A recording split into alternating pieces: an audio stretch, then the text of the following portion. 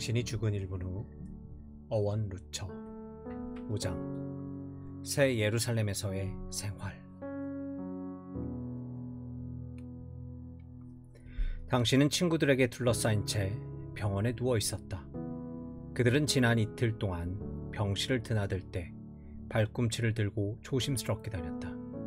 의사는 당신의 죽음이 임박한 것을 말하지 않았다. 왜냐하면 당신이 이미 끝이 가깝다는 것을 알고 있었기 때문이었다. 당신은 용기를 내어 가족에게 당신의 장래에 대해서도 말했다. 그리고 이 시간을 대비하기 위해 당신이 할 수 있는 모든 일을 했다는 것을 알고 마음도 홀가분했다. 여행을 위해 당신은 모든 짐을 다 꾸렸다. 마지막 숨을 거두면 의사가 와서 죽음을 확인할 것이다. 당신의 몸은 흰 천으로 덮여 영안실로 옮겨지고 가족은 병실을 떠날 것이다. 가족이 장례를 의논하는 사이에 당신은 이미 영원한 집에 도착해 있을 것이다. 우리는 앞에서 우리가 의식의 중단 없이 천국으로 이동한다는 것을 강조했다. 우리는 그리스도를 만나고 구속받은 성도들을 소개받을 것이다. 땅에서 알지 못했던 사람들도 당신이 때때로 좋아하는 음식점에서 함께 식사했던 지상의 친구들처럼 쉽게 친밀해질 것이다. 삼촌은 몇몇 친척들의 안부를 물을 것이다. 주된 대화의 주제는 그리스도의 아름다우심과 하나님의 놀라운 사랑, 그리고 당신이 그와 같은 복을 받을 수 있게 한 분에 넘치는 그의 은혜일 것이다. 저녁에 그리스도의 모습이 그려진 그림을 보았던 한 어린 소녀가 밤에 자면서 그리스도에 대한 꿈을 꾸었다. 아침에 그 아이는 말했다. 아, 예수님은 저 그림보다 100배나 더 나아요. 이제 당신은 직접 그를 보면서 그가 우리의 가장 매혹적인 꿈보다 훨씬 더 낫다는 사실에 동의할 것이다. 한가할 때 당신은 새로운 집을 이리저리 살펴볼 것이다. 무엇보다 이것은 당신이 영원히 살 곳이므로 살펴볼 가치가 충분히 있다. 그리스도는 제자들에게 그가 예비하신 처소에 거할 곳이 많음을 보장하셨다. 그곳에는 구속받은 사람들 모두가 거하기에 충분히 많은 방이 있을 것이다. 요한계시록은 우리의 영원한 집 새 예루살렘을 가장 잘 묘사하고 있다. 요한은 이렇게 쓰고 있다. 또 내가 새 하늘과 새 땅을 보니 처음 하늘과 처음 땅이 없어졌고 바다도 다시 있지 않더라. 또 내가 보매 거룩한 성 새 예루살렘이 하나님께로부터 하늘에서 내려오니 그 준비한 것이 신부가 남편을 위하여 단장한 것 같더라. 요한계시록 21장 1절부터 2절. 이 도성은 우리의 부활한 몸이 육의 몸에서 재창조된 것과 마찬가지로 새롭게 재창조된 것이다. 죄로 오염되었던 이전의 하늘과 땅은 새 창조 질서를 위한 공간을 만들기 위해 불로 소멸될 것이다. 이 새 도성은 하늘에서 내려온다. 이는 그것이 천상의 영역에 속하기 때문이다. 이제 이 아름답고 영원한 집의 몇몇 특징들을 살펴보자. 그 도성의 크기는 약 2000km의 정방형으로 성경에 기록되어 있다. 그 성은 네모가 반듯하여 길이와 너비가 같은지라 그 갈대자로 그 성을 측량하니 12,000 스타디오니요 길이와 너비와 높이가 같더라. 요한계시록 21장 16절 말씀. 만약 우리가 그것을 문자적으로 이해한다면 천국은 한 층의 높이가 5m, 넓이가 미국 땅의 반만한 크기인 39만 6천 층의 건물이 될 것이다. 그것을 독립된 콘도미니엄으로 나눈다면 태초 이래 구속된 모든 사람들을 위한 충분히 많은 방을 만들 수 있을 것이다. 아브라함, 이삭, 야곱과 같은 구약의 성도들이 그곳에 있으며 신약의 사도들과 2000년의 교회 역사 동안 구속받은 모든 사람들이 거기에 있을 것이다. 천국은 그들의 모두의 집이다. 그러나 불행하게도 세계 인구의 대다수는 그곳에 있지 않을 가능성이 높다. 그리스도가 설명하신 대로 천국은 특별한 사람들을 위한 특별한 장소이기 때문이다. 당신은 많은 사람들 속에서 길을 잃을까 두려워할 필요가 없다. 모든 활동이 아래층 휴게실에서 이루어지는데 첫 번째 층에 갇혀서 헤맬까 염려할 필요도 없다. 당신이 해야 할 일이란 어디에 갈 것인가를 결정하는 일뿐이다. 그러면 당신은 그곳에 가 있을 것이다. 각각의 거주자는 그 나름의 독특한 사정에 따라 보살핌을 받을 것이다. 자기 양의 이름을 각각 부르신 선한 목자는 그의 양 하나하나를 위해 특별한 장소를 마련하실 것이다. 누군가 말한 대로 그곳에는 다른 사람이 쓸 수 없는 면류관, 다른 사람이 들어갈 수 없는 처소가 우리를 기다릴 것이다. 도성의 재료. 성경에는 도성의 재료가 세세하게 기술되어 있지만 그것을 상상하기는 매우 어렵다. 존 버년의 철로 역정에서 크리스천과 소망은 마침내 하나님의 도성을 보았을 때 그곳이 너무나 아름다워 행복으로 병이 났다. 그들은 외쳤다. 너희가 나의 사랑하는 자를 만나거든 내가 사랑함으로 병이 났다고 하려무나.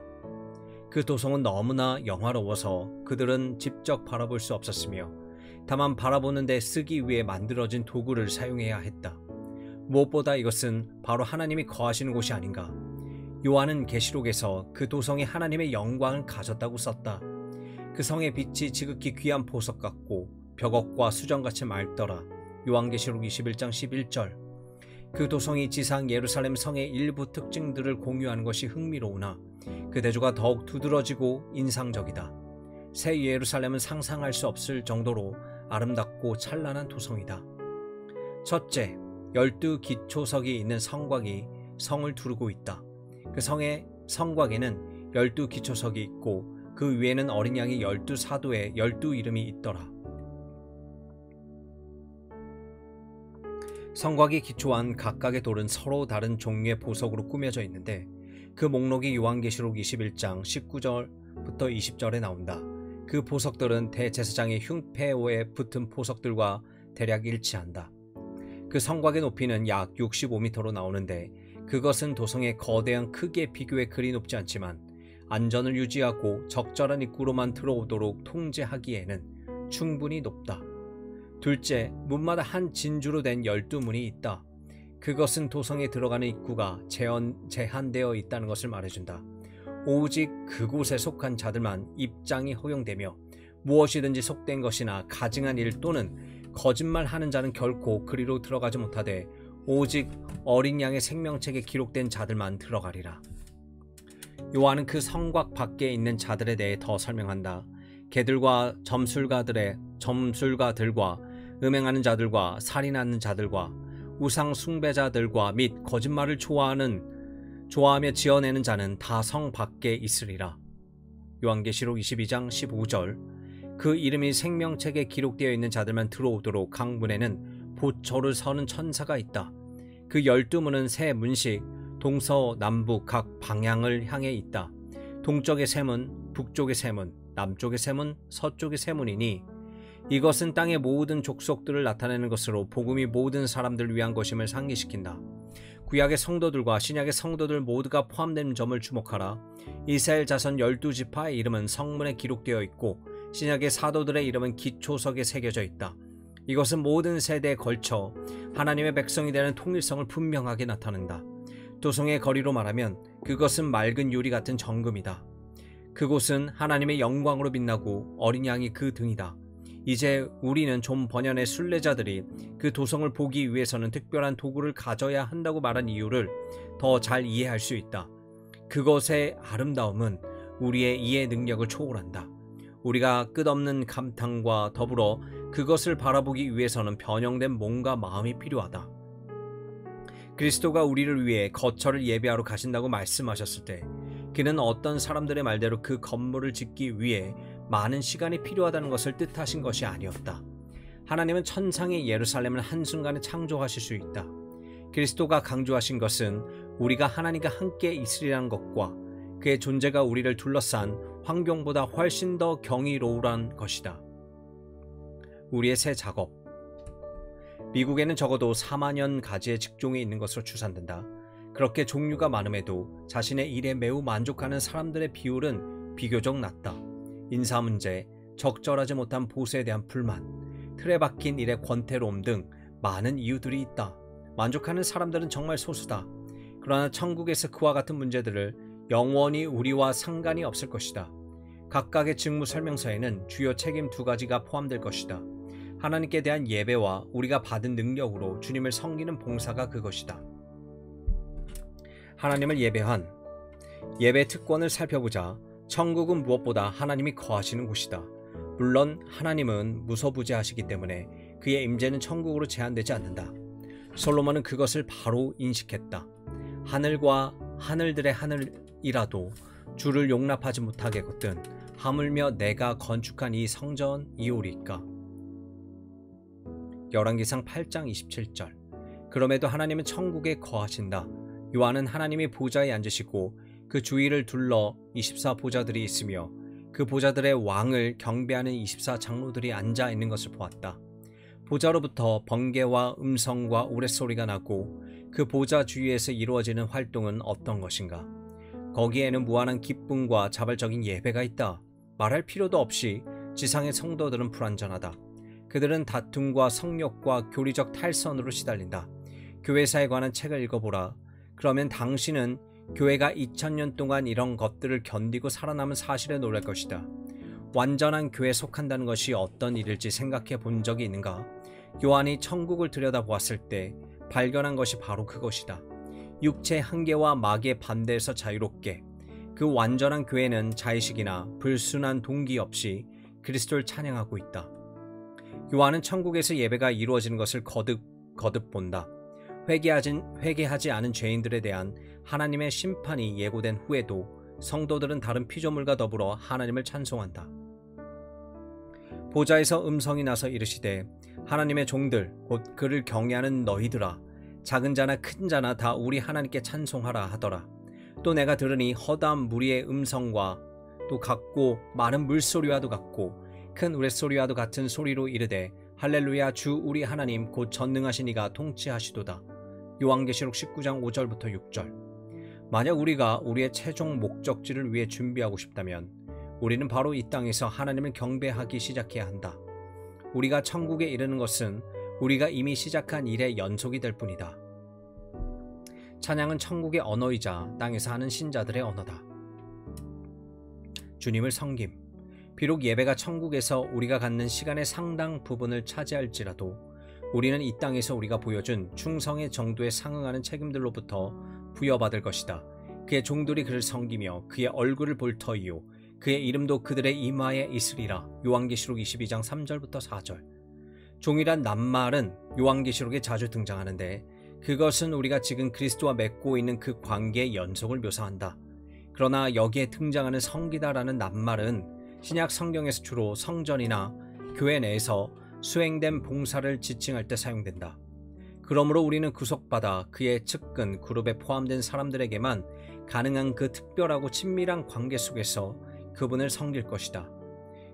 데이빗 그렉은 그것이 어떤 종류의 일일지에 대해 다음과 같이 말하고 있다.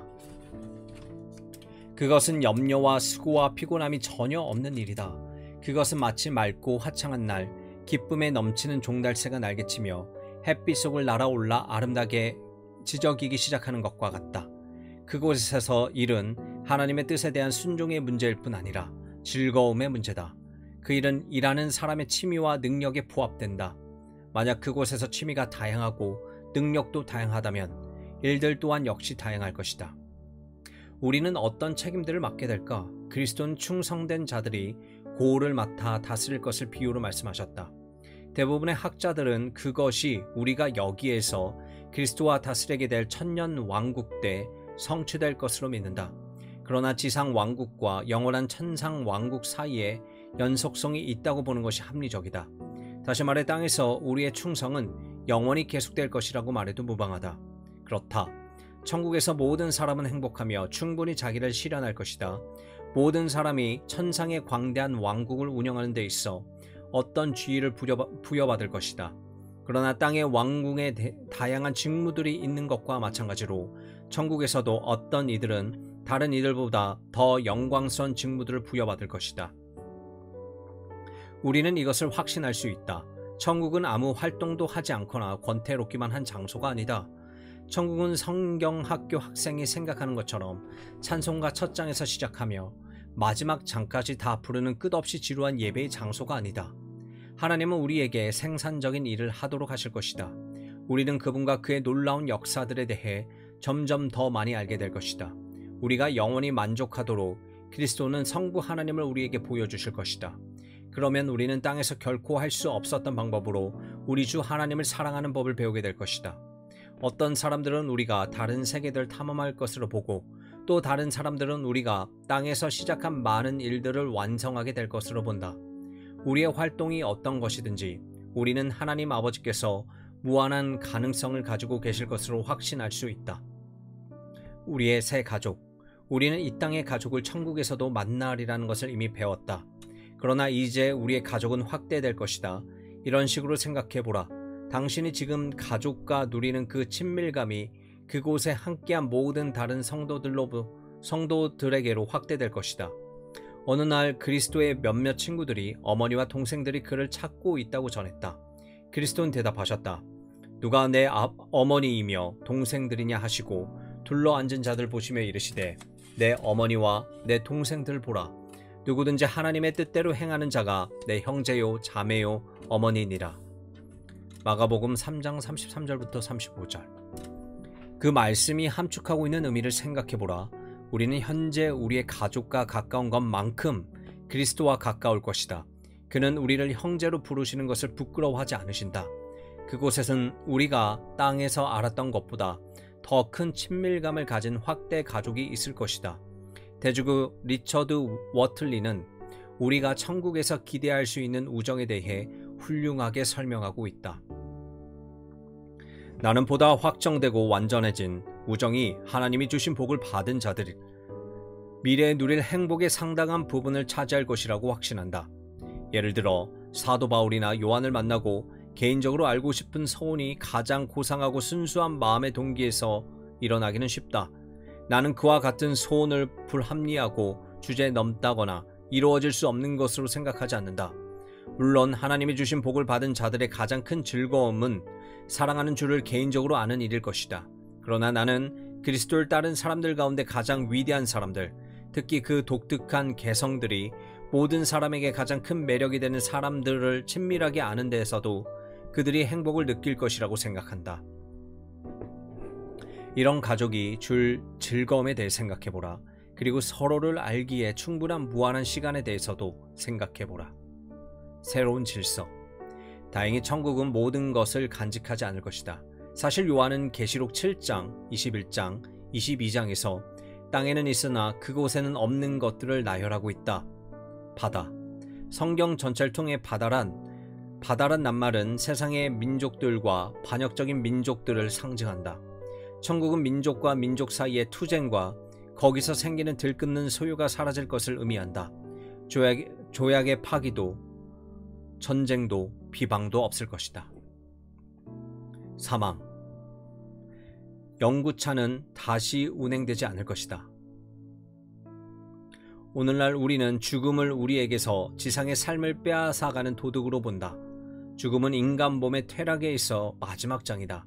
그렇기 때문에 죽음은 거의 보편적으로 두려움의 대상이 된다. 아무도 죽음의 공포에서 피할 수 없다. 심지어 그리스도 안에서 죽음을 정복한 그리스도인들마저 죽음의 무서운 공격에 두려워 떤다. 그러나 사망은 천국에 들어가지 못한다. 장례식도 묘비도 눈물 젖은 작별 인사도 없을 것이다. 애통.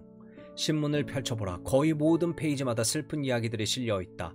자동차 사고로 젊은 아버지가 죽고 어린 아이가 어떤 미친 사람에게 강간당하며 방글라데시아에서 홍수로 2만 명이 목숨을 잃는다. 아무도 이 세상 사람들이 지니는 감정적 고통의 양을 추산할 수 없다. 그러나 천국에는 방해받지 않는 기쁨과 정서적 평안만이 있을 것이다. 곡하는 것. 이 상처 많은 세상에서 순간마다 뿌려지는 눈물의 양을 측정할 수 있는 사람은 아무도 없을 것이다. 부모의 죽음으로 울부짖는 어린아이의 울음에서부터 실패한 결혼으로 훌쩍이는 여성에 이르기까지 그 모든 눈물의 100만 법을 곱하라. 그러면 당신은 우리가 사는 세상이 눈물로 가득하다는 것을 깨닫게 될 것이다. 우리의 죄를 씻어주신 그분은 천국에서 이제 우리의 눈물을 씻기신다. 그런데 이 설명은 우리 천국에 왜 눈물이 있는지 의문을 불러일으킨다. 그리고 주님은 손수건을 가지고 오셔서 말 그대로 각 사람의 눈물을 닦아주시는가? 그것도 가능하다. 그러나 나는 요한이 의미한 것은 그 이상이라고 생각한다. 그가 우리에게 말하고 싶어 했던 것은 하나님이 우리가 땅에서 경험한 슬픔에 대해 설명하심으로 우리로 하여금 더 이상 울 필요가 없게 하시리란 점이다. 만약 그렇지 않다면 하나님이 눈물을 씻어주신 후에도 다시 울 수 있다. 그러나 땅에서 눈물 흘린 사건들을 천국의 시각에서 볼 수 있을 때 우리의 눈물은 영원히 마르게 될 것이다. 어떤 사람들은 우리의 친척들 가운데 한두 사람이 지옥에 있을 때 우리가 천국에서 어떻게 행복할 수 있는지 질문한다. 예를 들어 어떤 어린아이가 그의 아버지나 어머니가 영원히 그 잔치에 오지 못할 것을 알면서 영혼의 영광을 즐길 수 있는가? 또는 자신의 귀한 아들이 영원히 고통 가운데 있을 것을 아는 경건한 어머니가 기쁨으로 주를 섬기며 예배할 수 있는가? 이 질문은 신학자들을 너무나 괴롭혀서 실제로 어떤 사람들은 천국에서 하나님이 우리 기억의 일부를 삭제하실 것이라고 단언했다. 그 어린아이는 그의 부모가 지옥에 있는 것을 알지 못하며 그 어머니는 그녀에게 아들이 있었다는 사실을 기억하지 못하리라는 것이다. 그러나 우리가 땅에서 알던 것보다 천국에서 더 적게 알 것 같지는 않다. 우리의 무죄 영역을 확장시킴으로써 문제를 해결하는 것은 하나님의 해결 방식이 아니다. 우리가 땅에서 보다 훨씬 더 나은 정신적 역량을 가질 천국에서는 더욱 그러하다. 천국에서 우리는 우리가 땅에서 알던 것보다 더 적게 알기 때문이 아니라 더 많이 알기 때문에 위로를 받을 것이다. 하나님은 그의 궁극적인 목적을 설명해 주심으로써 모든 눈물을 씻기실 것으로 보인다.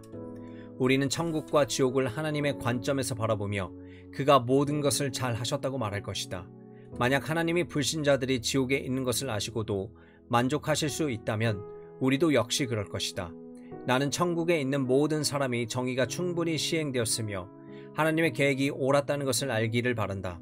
그리고 그와 같은 설명과 시각에서 우리의 감정은 하늘 아버지의 감정을 반영할 것이다. 조나단 에드워즈는 천국은 지옥에 대해 조금도 동정하지 않을 터인데 그것은 성도들이 무정해서가 아니라 그들이 완전하게 사랑하기 때문이라고 말했다. 그들은 모든 것을 하나님의 사랑과 공의와 영광의 견지에서 볼 것이다. 따라서 우리는 하늘 아버지의 계획에 대한 유감이나 슬픔이나 오해 없이 우리의 마음과 생각 모두로 주 하나님을 경배할 것이다. 아픈 것. 여기 암으로 죽어가는 한 젊은 어머니가 있다. 그리고 숨을 헐떡이며 심장마비의 공포를 이기려는 애쓰는 남자가 있다. 그 옆에 병동에는 성난 아버지가 불로 찢어서 화상을 입은 어린아이가 방금 입원했다. 이렇게 셀 수 없이 많은 응급 환자들이 그들의 삶을 지탱해 나가도록 돕기 위해 과학자들은 고통을 줄이는 진통제를 마련했다. 천국에서 죄의 결과인 고통은 영원히 추방된다. 두통도 디스크도 수술도 없다. 그리고 거부, 별거, 학대로 인한 감정적 고통도 없다. 성전. 어떤 사람들은 요한이 다른 곳에서 천국에 성전이 있다고 말하고서 이 본문에서 성전이 없다고 말한 것으로 인해 당황한다. 윌버 M. 스미스는 성전과 그것의 천사, 사자들은 인간의 죄와 하나님의 진노가 부어지는 시간 동안에는 계속하여 작용하나 옛 땅이 사라진 후에 성전은 더 이상 아무 기능도 하지 않는다는 것을 우리가 깨달을 때 그 분명한 모순이 해결될 수 있다고 지적한다. 천국에서 예배는 이제 직접 드려진다. 하나님 자신이 성전이시다. 이전의 예배 형식들은 사라지고 자유로운 새 질서 아래 있을 것이다.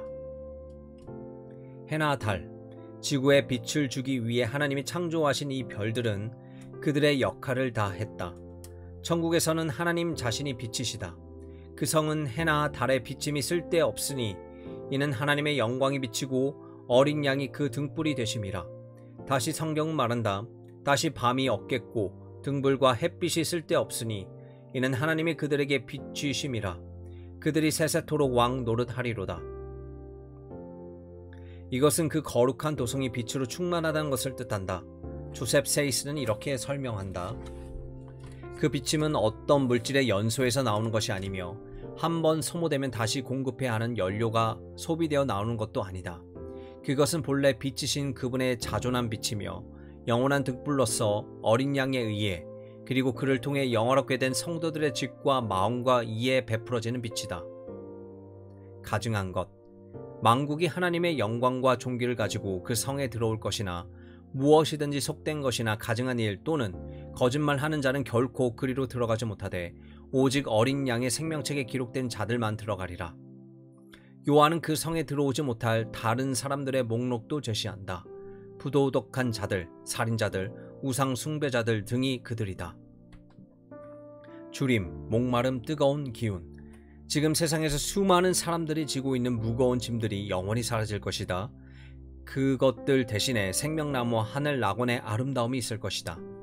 오늘날 땅 위에 어둠의 그림자를 무겁게 들이우는 것들이 하나님의 영광이 계신 곳에서 말로 형용할 수 없는 행복으로 바뀔 것이다. 나의 구주 그리스도의 얼굴은 어떻게 생기셨을까?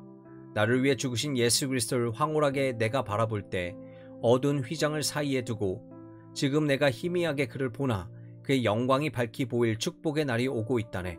주의 얼굴 보겠네. 별이 총총한 저 하늘 너머 그의 영광 빛나는 곳에서 나는 주의 곁에서 그의 얼굴을 보겠네. 캐리 이 브렉. 그러므로 가족들이 당신의 장례를 치른 동안 당신은 그리스도의 얼굴을 바라보고 있을 것이다. 비록 가족들이 당신이 떠남을 슬퍼할지라도 당신은 심지어 기회가 주어진다 해도 다시 이 땅으로 돌아오지 않을 것이다. 천국을 보았을 때 더 이상 당신은 이 땅의 매력을 느끼지 못할 것이다. 토니 에반스는 이렇게 말했다. 제 장례식 때 즐거운 시간을 보내십시오. 그렇지만 저는 거기에 있지 않을 것입니다. 당신은 오직 뒤에 남은 사람들이 그리스도께 신실한 것이 얼마나 중요한지를 알기만 바랄 것이다.